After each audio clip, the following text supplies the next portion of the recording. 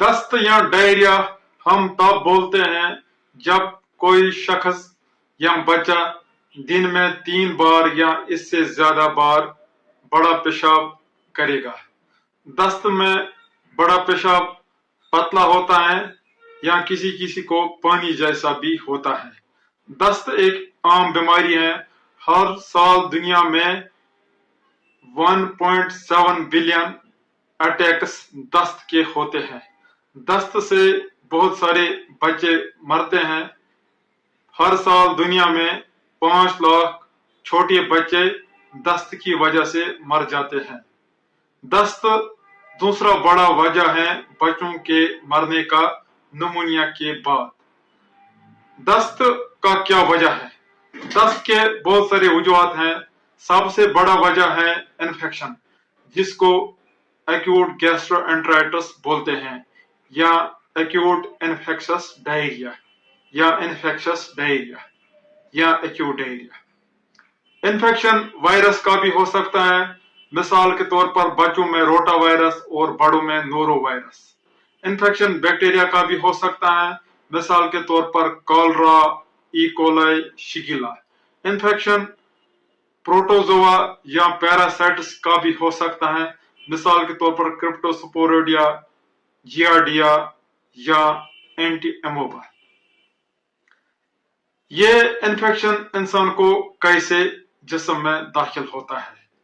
उमूमन ये इन्फेक्शन यहाँ पे खराब पानी से जिस्म में दाखिल होता है। अगर इंसान पानी फिल्टर करके या उबाल करके या क्लोरीन डाल के नहीं पिएगा, इस पानी में इन्फेक्शन माइक्रोब्स होते हैं जो जिस्म में जा सकते हैं। इसके अलावा ये इन्फेक्शन इंसान को खाने के जरिए भी जिस्म में जा सकता है, जिसको फूड पॉइजनिंग बोलते हैं। खराब नापाक हाथों से भी जा सकता है। अगर हम हाथ साबुन से नहीं धो लेंगे खाने से पहले और पेशाब करने के बाद, तो हमें दस्त होने का खतरा है। इसके अलावा अगर माहौलियाती गंदगी होगी, जगह साफ नहीं होगी, तो उससे भी दस्त फैलने का खतरा है। इसके अलावा छोटे बच्चों में अगर हम दूध की बोतल अच्छे से हर बार स्टेरिलाइज नहीं करेंगे, अच्छे से हर बार नहीं धोएंगे, उबालेंगे, तो उससे भी दस्त का खतरा लाहक है। इसके अलावा जब कोई बंदा एक जगह से दूसरी जगह जाता है, तो उसको दूसरी जगह या रास्ते में इन्फेक्शन होने का खतरा है, जिसको ट्रैवलर्स डायरिया बोलते हैं। यह इन्फेक्शन एक इंसान को मुंह से दाखिल होता है, पानी से या गुजा से या हाथ से या चीजों से। मुंह से जाकर फिर ये म्यादे और आंतों में या इंटेस्टाइनस में पहुंच जाता है। इंटेस्टाइनस में ये माइक्रो ऑर्गेनिज्म्स या जरासीम अपनी तादाद बढ़ाते हैं। अपनी तादाद बढ़ाने के साथ साथ ये जहरीली टॉक्सिन्स बनाते हैं। ये टॉक्सिन्स बाद में डायरिया करते हैं। इसके अलावा कुछ माइक्रो ऑर्गेनिज्म्स या कुछ जरासीम इंटेस्टाइन को डैमेज करते हैं, जिसकी वजह से डायरिया होता है। और किसी किसी को इस डायरिया के साथ खून भी आता है, जिसको डिसेंट्री बोलते हैं। ये उमूमन बैक्टीरिया ही या प्रोटोजोआ ही करते हैं। ऐसे पेशेंट्स को क्या क्या तकलीफ होता है, कैसे पता चलता है हमें कि इसको इन्फेक्शन हुआ है आंतों का या डायरिया का? ऐसे पेशेंट बार बार पतला या पानी जैसा पेशाब करते हैं। इसके अलावा उमूमन इन पेशेंट्स को उल्टी आती है या उल्टी जैसे लग रही है, नाशिया। इसके अलावा इनको पेट दर्द भी होता है, बुखार भी होता है। ठंड इनको बुखार के वक्त लगती है, जिसको चिल्स बोलते हैं। इनको जिस्म में दर्द होता है, बदन दर्द। इनको सिर दर्द भी होता है। इनको थकावट ज्यादा महसूस होती है, जिसको मलेज बोलते हैं। इसके अलावा इनको भूख भी कम लगती है, जिसको ये डायरिया का इन्फेक्शन होता है। इसके अलावा कुछ पेशेंट्स को जिस्म या पेट में गैस ज्यादा होता है, जिसको फ्लैटुलेंस बोलते हैं। किसी किसी को पेशाब के साथ खून भी आता है, जिसको डिसेंट्री बोलते हैं। अगर हम वक्त पे इलाज नहीं करेंगे, तो डायरिया से एक पेशेंट के जिस्म का पानी कम हो सकता है, जिसको डिहाइड्रेशन बोलते हैं। इसके अलावा छोटे बच्चों में ये डायरिया का इन्फेक्शन जिस्म को फैल सकता है, जिसको सेप्सिस बोलते हैं। डायरिया वाले पेशेंट्स को कौन से टेस्ट करने हैं? उमूमन डायरिया वाले पेशेंट्स को टेस्ट की जरूरत नहीं होती है, लेकिन जो छोटा बच्चा होता है 1-2 महीने का और जिसको पेशाब के साथ खून होगा, जो सीरियस होगा, उनको टेस्ट करने की जरूरत होती है। पहले पहले हम इनको स्टूल एग्जामिनेशन टेस्ट करते हैं। इस टेस्ट से हमें पता चलता है कि इन्फेक्शन ज्यादा है या थोड़ा है। ज्यादा इन्फेक्शन को इन्फ्लेमेटरी डायरिया बोलते हैं, वो बैक्टीरिया या प्रोटोजोआ से होता है।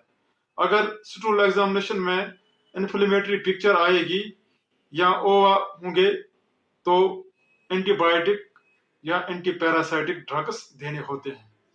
इसके अलावा इन्फ्लेमेटरी डायरिया वाले पेशेंट्स को स्टूल कल्चर एडवाइस किया जाता है। स्टूल कल्चर से एग्जैक्ट माइक्रोब या जरासीम पता चलता है और कौन सा एंटीबायोटिक लगेगा वो भी पता चलता है। इसके अलावा इन्फ्लेमेटरी डायरिया पेशेंट्स को कभी कभी सीबीसी भी एडवाइस किया जाता है। जिस पेशेंट्स को पेशाब के साथ खून होगा उनको भी सीबीसी और यूआईजी एडवाइस किया जाता है, अल्ट्रासाउंड।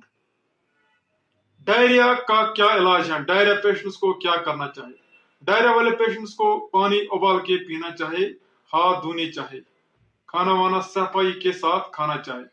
डायरिया में सबसे ज्यादा खतरा डिहाइड्रेशन या पानी की कमी होने का होता है, इसीलिए डिहाइड्रेशन ट्रीटमेंट सबसे अहम ट्रीटमेंट होता है डायरिया का। डिहाइड्रेशन का सबसे अहम इलाज दवा ORS होता है। ORS नमक और ग्लूकोज से बना हुआ होता है। ORS 3 किस्म के होते हैं। पहला किस्म रेडीमेड ORS होता है, वो लिक्विड ORS होता है फ्रूटी डब्बों में या जूस जैसे बॉक्सों में। इसमें हमें ख्याल रखना चाहिए कि जो आप लिक्विड ORS ला रहे हो उसको ORS लिखा हुआ होना चाहिए। अगर कोई बच्चा आम जूस पिएगा या एनर्जी ड्रिंक पिएगा तो उसको ज्यादा डिहाइड्रेशन होने का, ज्यादा डायरिया होने का खतरा है। इसीलिए ORS लिखा हुआ होना चाहिए जरूरी इन टेट्रा पैक्स पे। इसके अलावा 2 ORS होते हैं जो पाउडर होते हैं। एक होती है छोटी पूरी जो 200 ml साफ पानी में मिक्स करके डायरिया वाले पेशेंट्स को देना होता है। दूसरी होती है बड़ी पूरी जो 1 लीटर पानी में मिक्स करके पेशेंट को देनी होती है। डिहाइड्रेशन को 3 क्लास में क्लासिफाई किया जाता है। एक है पहला वाला क्लास डिहाइड्रेशन का, उसमें डिहाइड्रेशन नहीं होती है, उसको बोलते हैं नो डिहाइड्रेशन, यानी कि उसको पानी की कमी नहीं होती है। वो बच्चा ताजा होता है, सेहतमंद दिखने में होता है, खाना पीना अच्छे से खाता है, उसकी आंखें ताजा होती हैं, अच्छी होती हैं, उसका नब्ज अच्छा होता है, उसको अगर हम मुंह और जीभ देखेंगे वो भी तर और ताजा होती है, उसको तर या नमी अच्छी सी होती है। इसके अलावा वो सुसु या छोटा पेशाब सही से करता है, उसको यूरिन आउटपुट नॉर्मल होता है। नो डिहाइड्रेशन पेशेंट्स को पानी बराबर होता है, उनको तब ही ORS देना होता है जब वो लूज स्टूल करेंगे। हर डायरिया एपिसोड या हर डायरिया के बाद उसको ORS देना होता है 10 ml पर किलोग्राम। अगर कोई 5 किलो का बच्चा है उसको 50 ml ORS हर डायरिया के बाद, हर डायरिया एपिसोड के बाद देना होता है। दूसरा क्लास डिहाइड्रेशन का है सम डिहाइड्रेशन। ऐसे बच्चों को पानी की थोड़ी सी कमी होती है, वो थके हुए लगते हैं, वो उतने ताजा नहीं होते हैं, उनकी एनर्जी कम होती है। इसके अलावा वो पानी बार बार मांगते हैं या पानी बार बार पीते हैं, पानी ज्यादा पीते हैं। इसके अलावा उनकी आंखें खुश्क होती हैं और थोड़ा अंदर होती है। इसके अलावा उनका जो मुंह या जीभ होती है वो भी थोड़ी खुश्क होती है, उनको सुसु कम आता है। उनमें ORS से ही इलाज किया जाता है। उन पेशेंट्स को ORS 75 ml पर किलोग्राम 4 घंटे के अंदर अंदर देना होता है। तीसरा क्लास होता है सीवियर डिहाइड्रेशन। ऐसे पेशेंट्स देखने में ही सीरियस होते हैं, वो बेहोश बार बार होते हैं, नींद जैसी होती है उनको पूरे दिन। इसके अलावा उनकी आंखें खुश्क और अंदर होती हैं, वो खा पी नहीं सकते हैं, उनका नब्ज बहुत कमजोर होता है, उनको मुंह खुश्क होता है, जीभ पे उनको खुश्की दिखती है। इसके अलावा उनके हाथ पैर भी ठंडे होते हैं। किसी किसी को शॉक की वजह से सीरियस कंडीशन होते हैं, बेहोश होते हैं।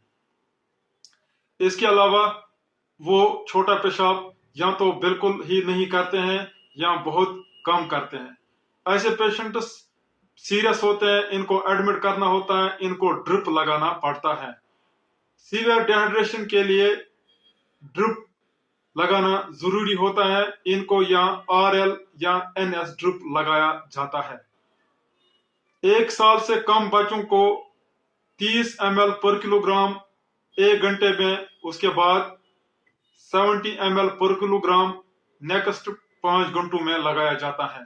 1 साल से ज्यादा बच्चों को 30 ml पर किलोग्राम आधे घंटे में और नेक्स्ट 70 ml पर किलोग्राम ओवर 2.5 घंटे या 2.5 आवर्स में लगाया जाता है।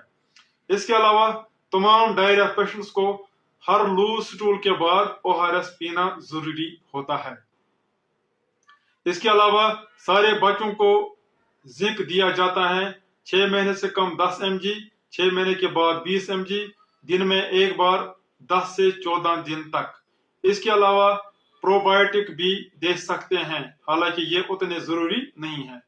इसके अलावा अगर किसी को उल्टी है उनको हम ओंडासिट्रान एडवाइस करते हैं, किसी को बुखार होगा तो पैरास्टामोल एडवाइस करते हैं, किसी को पेट दर्द होगा तो एंटीस्पास्मोडिक दवा दिए जाते हैं। डायरिया वाले पेशेंट्स को लोपेरामाइड नहीं देना चाहिए। लोपेरामाइड से आंतें या इंटेस्टाइन सुस्त होते हैं, जिसकी वजह से डायरिया का इन्फेक्शन अंदर ही रह जाता है, जिसके बाद इनको पेट में दर्द ज्यादा होता है, बुखार ज्यादा होता है, पेट में सोजन चढ़ती है, उल्टी ज्यादा आती है, या कभी कभी बच्चा सीरियस होता है सेप्सिस की वजह से। इसी तरह डायरिया वाले पेशेंट्स को एंटीबायोटिक्स अंधाधुंध नहीं देने चाहिए, खाली उनको देना चाहिए जिनको डॉक्टर एडवाइस करता है।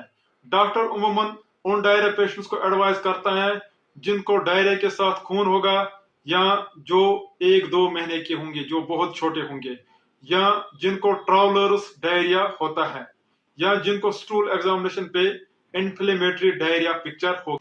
डायरिया से कैसे बचा जा सकता है? डायरिया से बचने के लिए पानी हमेशा साफ पीना चाहिए, या आपको 5 मिनट पानी उबालना है या फिल्टर करके पीना है। अगर आप किसी और जगह जा रहे हो या रास्ते में हो तो पैकेट वाटर पीना चाहिए, वरना ट्रैवलर्स डायरिया हो सकता है। इसके अलावा खाना हमेशा साफ खाना चाहिए, खाना ताजा ताजा और गर्म खाना चाहिए। सब्जी और मेवा हमेशा अच्छे से धोने चाहिए खाने से पहले। हाथ पेशाब करने के बाद और खाने से पहले साबुन से धोने चाहिए। 6 महीने तक बच्चों को खाली माँ का दूध ही पीना चाहिए।